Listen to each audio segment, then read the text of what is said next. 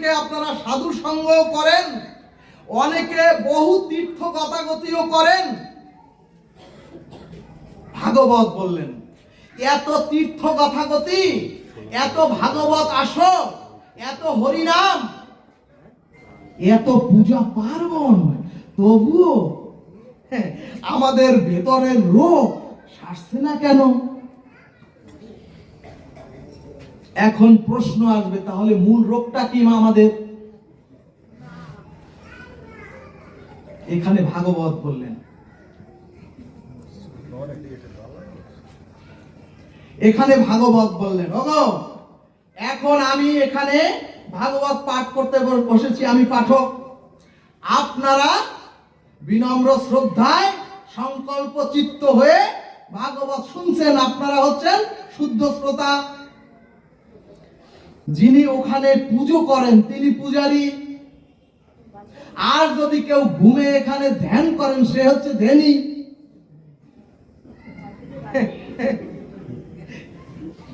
সুধীজন, এখন প্রশ্ন, এই শ্রবণ,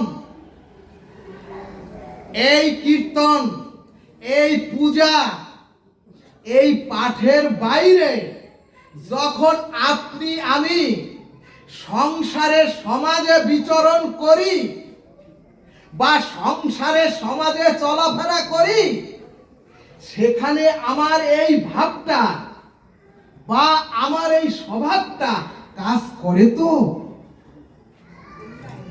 সুধীজন, প্রশ্নটা বুঝাতে পেরেছি? আমি আজকে এখানে পাঠক হয়ে যে ভাবাবিষ্ট হয়ে বসেছি, আপনারা শ্রোতা হয়ে যেভাবে হরিকথা শ্রবণ করছেন, এরপরে যারা হরিনাম করেন, দেখেন না কি সুন্দর হরিনাম করেন, একেবারে আবিষ্ট হয়ে।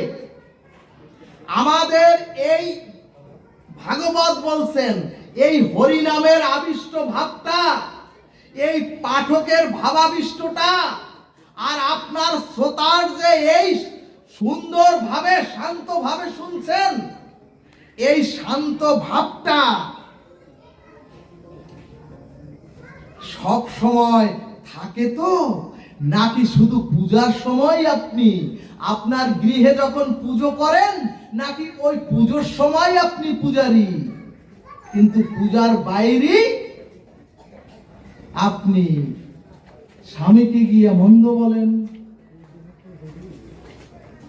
আপনি পুজোর বাইরে গিয়ে আপনি অন্যজন হয়ে যান। আমি পাঠকের সময় শুধুই পাঠক থাকলাম, কিন্তু আমার ব্যবহারে, আমার আচরণে, আমার স্ত্রী পুত্র এবং পাড়া প্রতিবেশীর সাথে যদি তখন এই পাঠকগিরির ভাবটা না থাকে,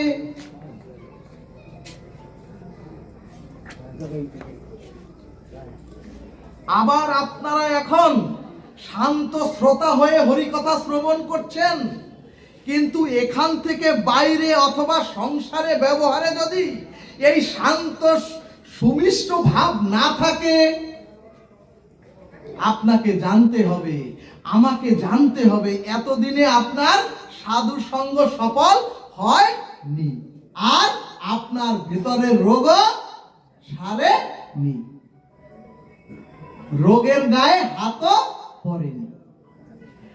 আর এইখানের ভাবটা যদি আজ থেকে সংকল্পবদ্ধ হয়ে এইখানের ভাবটা যদি সংসারে ব্যবহারে পূজারী কীর্তনিয়া শ্রোতা ভাব বজায় থাকে, তাহলে জানবেন আপনার পুরো রোগ সেরেছে আর সাধু সঙ্গ সার্থক হয়েছে।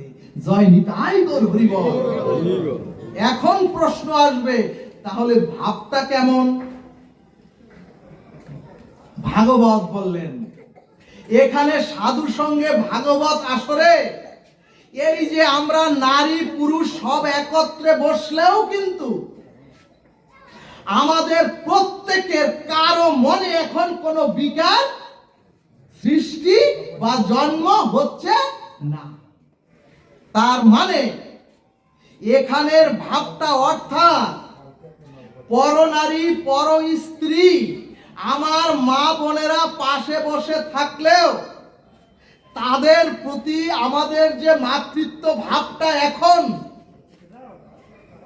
এখানে তো আমরা শান্ত সমাহিত সুমিষ্ট ব্যবহারে সকলে শান্তভাবে বসেছি, কিন্তু এখান থেকে উঠে গিয়ে সংসারে যদি আপনার এই ভাবটা বজায় থাকে, তখনই জানবেন এতদিনে আপনার সাধু সঙ্গ হরিকথা সফল হয়েছে। কিন্তু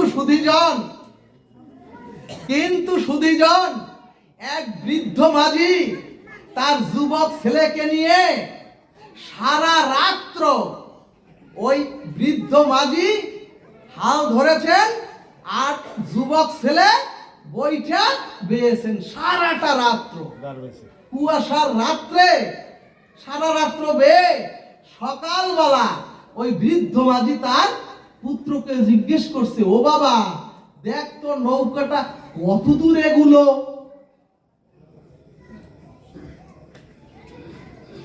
ওই পুত্র বলছে, ও বাবা এত সর্বনাশ, এই হারামজাদা সারা রাত্র বাইলাম যে, আমি যে হাল ধরলাম তুই যে দাঁড় বাইলি, সব বৃথা। এ কেন?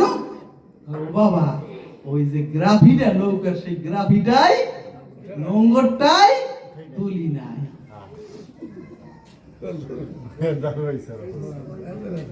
সুধীজন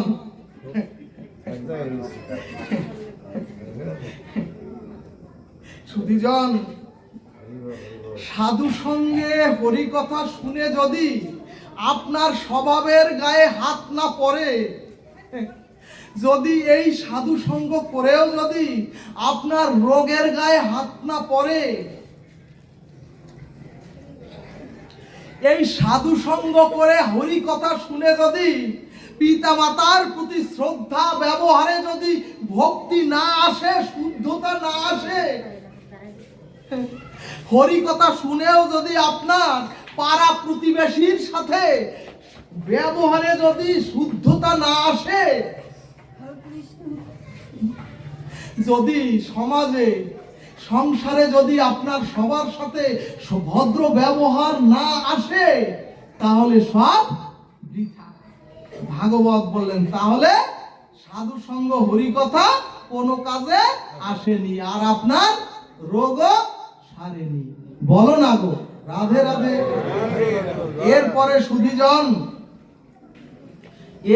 সুধীজন ওই মাতো এই মন্দিরে খুব প্রদীপ জ্বালান।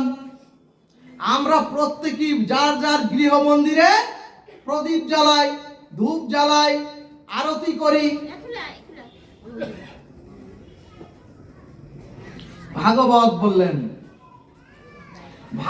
বললেন ওগো, যে মন্দির, যে ইট বালু সিমেন্টের মন্দির মানুষ নিজে গড়েছে, মানুষ তার নিজে হাতে গড়েছে যে মন্দির, সেই মন্দিরে আপনি ধূপ প্রদীপ আর আরতি করেন, অথচ শ্রীনিবাস রূপী যে দেহ মন্দির ভগবান নিজে করেছেন, সেখানে যদি তামাক বিড়ি জর্দা তোলেন,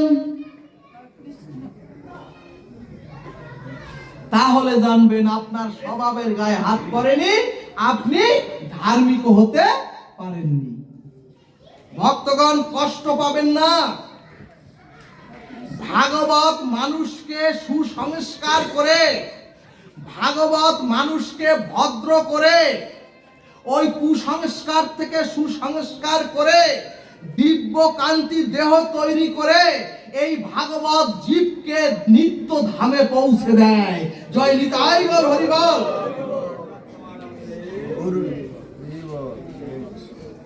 ভক্তগণ, ওই শিব হচ্ছেন বৈষ্ণবানাং যথাসম্ভু। সেই শিব পূজায় কোনো নেশা ব্যবহার করা যাবে না। আমাদের জানতে হবে, বুঝতে হবে, যিনি মহাযোগেশ্বর যিনি সত্যম শিবম সুন্দরম এবং যিনি সর্বদা পঞ্চমুখে ভগবানের দিব্য নাম নিরন্তর উচ্চারণ করেন এবং যিনি ওই দিব্য নাম উচ্চারণ করে ধ্যানে মগ্ন থাকেন, তাকে দিচ্ছি আমরা নেশা। এই জাতিকে বোঝানো গেল না এবং এগুলো হিন্দু শাস্ত্রের কোথাও লেখা নাই। এরপরে সুধীজন, আমরা কোন হিন্দুর মন্দিরে, বাড়িতে হোক আর আঙ্গিনায় হোক, আমরা কোন হিন্দুর মন্দিরে অমেদ্য পেঁয়াজ রসুন মাছ মাংস তুলি না। কিন্তু ভগবানের একাদশী তিথিতেও কেন এগুলি শ্রীনিবাস রূপী দেহ মন্দিরে তুলবেন? ভাগবত বললেন, ওগো পিতৃ হত্যা, ওগো মাতৃ হত্যা, ওগো এমনকি ব্রহ্ম হত্যা করলেও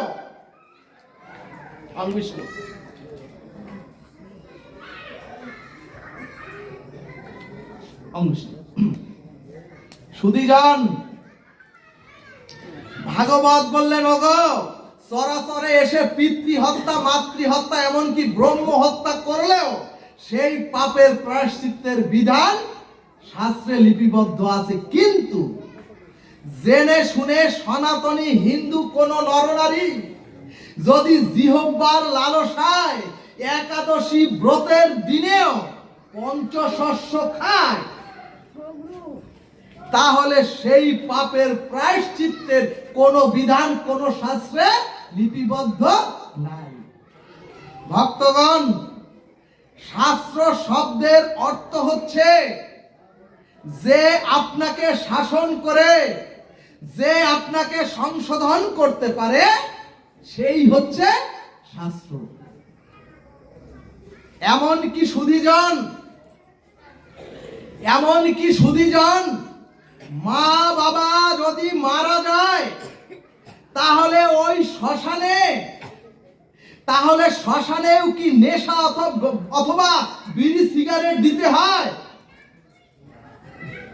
ভক্তগণ, কত বড় জাতির অধঃপতন হলে শ্মশানের মতো পবিত্র জায়গায় আমরা দিচ্ছি নেশা দ্রব্য খেতে।